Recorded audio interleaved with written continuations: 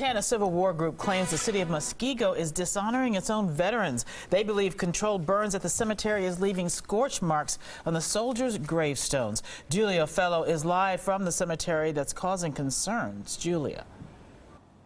The city forester tells us that prairie grass has been growing here the same as it was the day the soldiers were first buried more than 150 years ago. A descendant of 8 Civil War soldiers calls it a disgrace.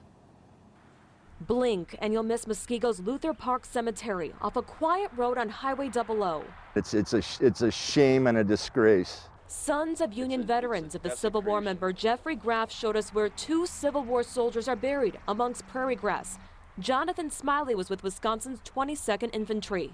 They were the ones that wouldn't return runaway slaves to their masters when they would run to their camp.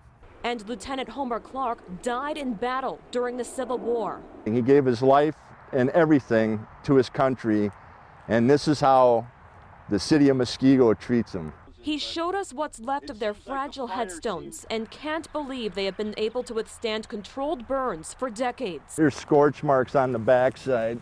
The city's forester, Tom Zagar, tells us the cemetery has never been neglected. In fact, he showed us these natural prairie flowers are used to seed our state parks. This plant here is called shooting star. It's one of the early ones to bloom in this prairie.